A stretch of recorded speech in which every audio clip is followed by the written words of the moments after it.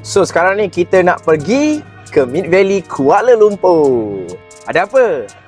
Saya sebenarnya ikutkan hati dah lama lah tak pergi Mid Valley ni. Tapi ada sebab kita nak pergi. Nak tahu sebab apa? Jom.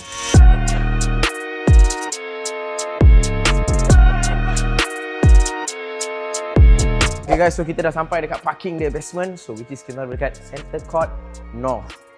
So naik lift dulu lah. Ya ada lift je, kita ada lift.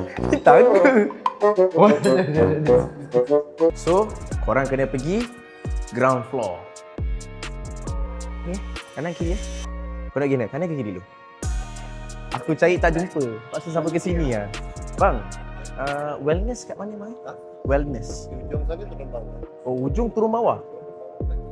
Ujung turun bawah belah kiri. Guys, salah ground floor tadi salah. So, korang akan daripada ground floor terus ke North Court. And then, nampak escalator, jom turun. So, daripada escalator turun tu je, terus dah nampak dah Aeon Wellness dekat sebelah kanan. Tapi you guys masih tak tahu kan, kenapa saya nak pergi ke Aeon Wellness kan? Jawapan dia yang ini, jom. Sebab saya nak ke sini. So sekarang ni Zindor dah berada dekat Aeon Wellness Mid Valley Kuala Lumpur.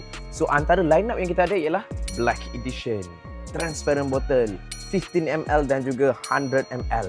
The special thing is kita datang dengan set gift shower gel. Datang Royal 54 dengan perfume Royal 54 Black Edition. So inilah dia sebab kenapa saya datang ke Mid Valley Aeon Wellness. Untuk korang yang berdekatan dengan Mid Valley nak cuba Black Edition 100ml transparent dan 15ml ni, boleh cuba dekat Aeon Wellness. Kita sediakan all the tester full bottle. So dah tahu dah kenapa saya dekat Aeon Wellness ni? Sebab Zindor dekat sini. Korang nak tahu tak Zindor dekat mana lagi? Kalau nak tahu, cuba komen. Saya bawa korang.